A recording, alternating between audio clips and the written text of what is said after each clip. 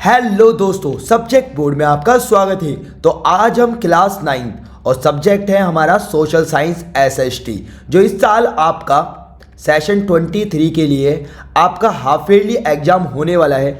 इस रिगार्डिंग हम आपके लिए एक सैम्पल पेपर लेकर आए हैं जो कि आपके एग्जाम पॉइंट ऑफ व्यू से काफ़ी इंपॉर्टेंट रहने वाला है दोस्तों। तो दोस्तों, मैं इस पेपर को सोल्व करूं इससे पहले यदि आपने चैनल को सब्सक्राइब नहीं करा है तो सब्सक्राइब जरूर कर लीजिएगा, जिससे आपको इसी तरह के सैम्पल पेपर्स की अप टू डेट जानकारी मिलती रहेगी। और दोस्तों, मैं बताना चाहूँगा कि यदि आपको साइंस, मैथ्स या फिर इंग्लिश और हिंदी इनके भी सैम्पल पेपर चाहिए तो कमेंट जरूर कीजिएगा दोस्तों। तो दोस्तों, अब हम इस सैम्पल पेपर को सोल्व करना शुरू करते हैं।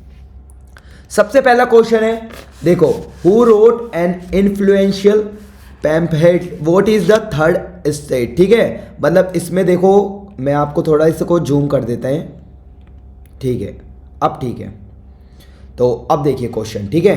तो यहाँ से अब देखते हैं, ठीक है। प्रभावशाली pamphlet white is the third estate किसने लिखा था? तो ये किसने लिखा था दोस्तों?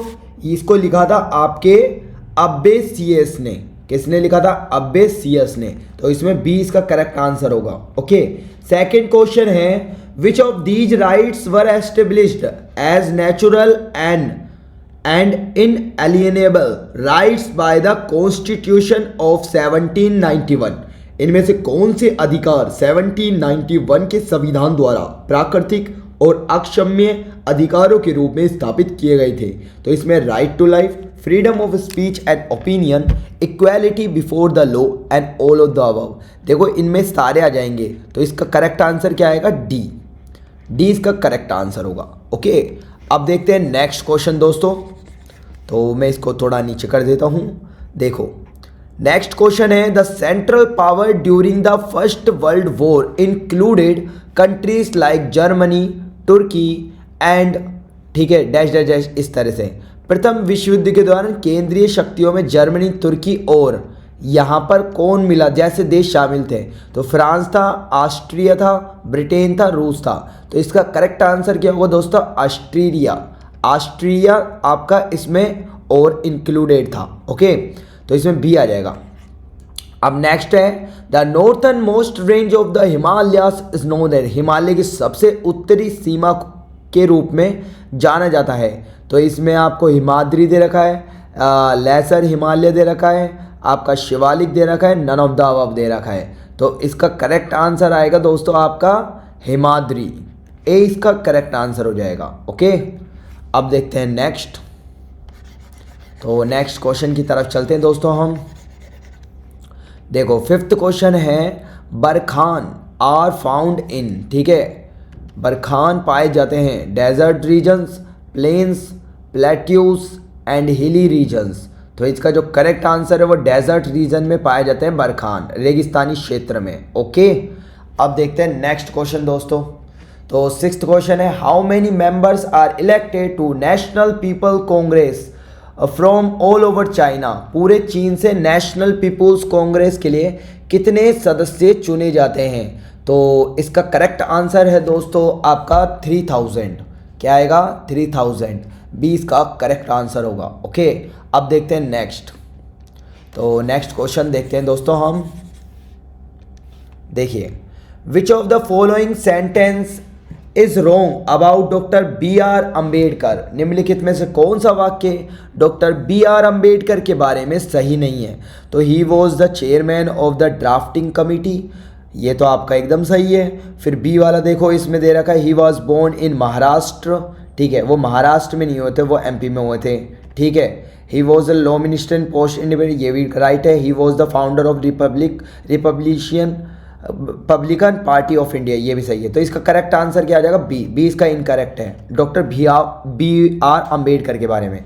ठीक है, तो इसका करेक्ट आंसर बी हो जाएगा। अब देखते हैं नेक्स्ट। तो एट्थ क्वेश्चन है, which of the following terms is not included in the preamble to the Indian constitution. निम्नलिखित में से कौन सा शब्द भारतीय संविधान की प्रस्तावना में शामिल नहीं है? देखो, लिबर्टी भी है शामिल, इक्वालिटी भी है, सेकुलर भी है। तो इसमें कौन शामिल नहीं है? रिलीजन। डी इसका करेक्ट आंसर होगा दोस्तों। ठीक है, अब देखते हैं नेक्स्ट। तो नेक्स्ट क्वेश्चन की तरफ मूव करते हैं दोस्तों हम। देखो, who among the following was not the member of the constituent assembly. ठीक है, तो इसमें निम्नलिखित में से कौन संविधान सभा का सदस्य नहीं था? महात्मा गांधी, राजेंद्र प्रसाद, टीटी कृष्णमाचारी, पंडित जवाहरलाल नेहरू। तो इसमें महात्मा गांधी थे जो संविधान सभा के सदस्य नहीं थे। ओके, अब देखते हैं next. How many seats are reserved in Lok Sabha for the scheduled caste. Lok Sabha में अनुसूचित जाति के लिए कितनी सीटें आरक्षित हैं? तो इसका करेक्ट आंसर है दोस्तों 84। 84 आपकी सीटें रिजर्व्ड हैं। ठीक है, 10 का सी आ जाएगा। अब दोस्तों हमारा इसी के साथ सेक्शन ए कंप्लीट हो गए हैं। अब हम सेक्शन बी को पहले एक बार इसको रीड आउट कर लेने थोरोली। ठीक है, थोरोली इसको कंप्लीटली एक बार रीड आउट कर लीजिएगा पूरा। ठीक है, मैं इसके डायरेक्ट क्वेश्चन के आंसर बता रहा हूँ ताकि वीडियो की लेंथ थोड़ी कम रहे। ठीक है दोस्तों, तो आप वीडियो को पॉज कीजिएगा और इसको पूरा पढ़ लीजिएगा। देखो ये हिंदी में भी दे रखा है, अगर समझ में नहीं आता इंग्लिश में तो इसको हिंदी में भी पढ़ सकते हो आप। ठीक है, तो देखो सबसे पहले क्वेश्चन का आंसर मैं डायरेक्ट बता रहा हूँ। विच party had given the slogan गरीबी हटाओ। गरीबी हटाओ का नारा किस पार्टी ने दिया था? तो गरीबी हटाओ पार्टी का दिया था आपका इसने, कांग्रेस ने। ठीक है, कांग्रेस आ जाएगा इसका। अब देखते हैं नेक्स्ट, और पैराग्राफ में भी मिल जाएगा आपको। ठीक है, सेकेंड है land to tiller slogan related to which state. जमीन से जोतने वाले का नारा किस राज्य से जुड़ा है? तो इसमें उत्तर प्रदेश, मध्य प्रदेश, वेस्ट बंगाल, महाराष्ट्र। तो इसमें सही आंसर है वेस्ट बंगाल। ठीक है, फिर नेक्स्ट है who was prominent leader of the Telugu Desam party in the Andhra Pradesh assembly election in 1983। Desam, ठीक है, तेलुगु देशम पार्टी आंध्र प्रदेश। ठीक है, तो इसमें राजीव गांधी, इंदिरा गांधी, महात्मा गांधी, एन.टी. रामाराव। तो इसमें आ जाएगा आपका एन.टी. रामाराव। ओके, तो इसी के साथ दोस्तों हमारा सेक्शन बी भी कंप्लीट हो चुका है। अब हम सेक्शन सी की तरफ मूव करते हैं। तो इसमें आपका देखो वन वर्ड के हैं। ठीक है, in which year Hitler became the chancellor of Germany. Hitler किस वर्ष में चांसलर जर्मनी का बना? वो बना था आपका 1933 में। ओके, फिर नेक्स्ट है when did Zimbabwe attain independence. Zimbabwe को स्वतंत्रता कब मिली? तो इसमें लिख देंगे अप्रैल 18 अप्रैल 1980 को। फिर next in democracy the final decision must rest with those leaders और रिप्रेजेंटेटिव्स हु आर। लोकतंत्र में अंतिम निर्णय उन नेताओं या प्रतिनिधियों के साथ होना चाहिए जो क्या है इलेक्टेड बाय द पीपल, जो लोगों के द्वारा चुने गए। ठीक है, इस तरह से। अब देखते हैं दोस्तों हम असर्शन रीजन वाले अभिकथन और कारण वाले क्वेश्चन। तो देखो क्वेश्चन क्या है।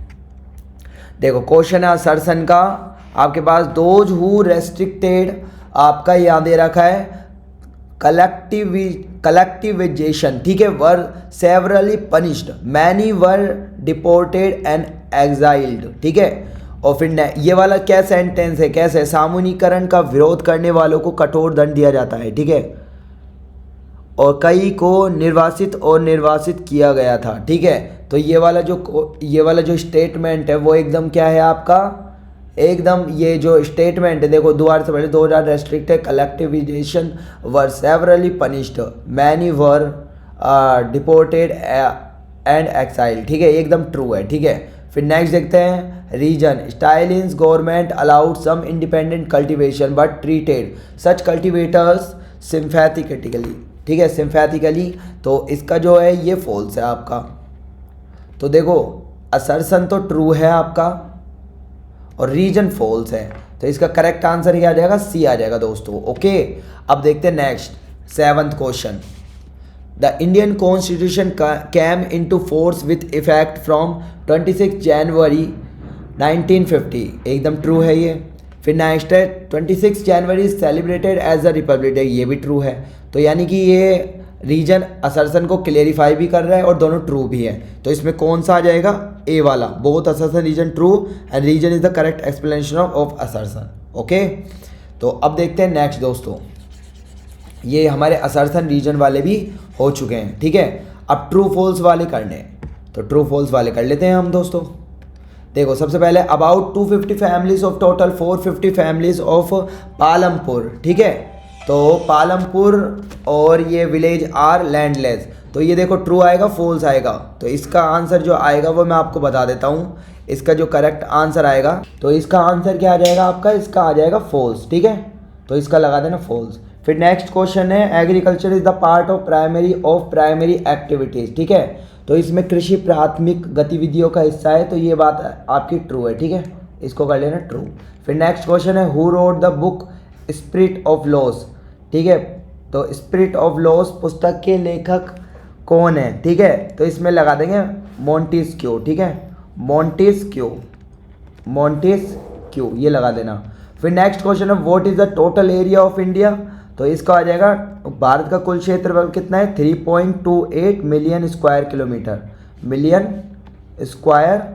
किलोमीटर। ठीक है, फिर next question what is the name given to the parliament of China. चीन की संसद को क्या नाम दिया गया है। तो चीन की संसद का नाम क्या है, नेशनल पीपल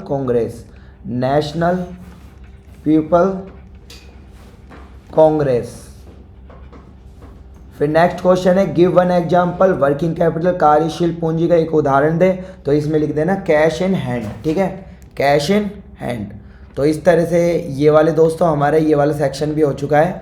अब हम लॉन्ग वाले क्वेश्चन देखते हैं। ठीक है, तो नेक्स्ट क्वेश्चन है हमारी स्क्रीन पर दोस्तों, ये देखते हैं। तो सेक्शन डी देखते हैं हम। ठीक है, तो सेक्शन डी में देखो फर्स्ट क्वेश्चन है explain the role of health in human capital formation.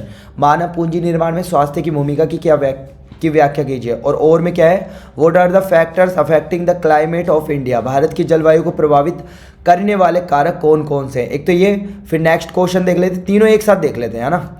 Discuss why Nazism became popular in Germany by 1930। चर्चा कीजिए कि 1930 तक जर्मनी में नाजीवाद क्यों लोकप्रिय हो गया। ठीक है, फिर next differentiate between Himalayan river and peninsular river. हिमालयी नदियों और प्रायद्वीपीय नदियों में अंतर स्पष्ट कीजिए। तो इन तीनों क्वेश्चनों के आंसर में दोस्तों आपको दिखा देता हूँ।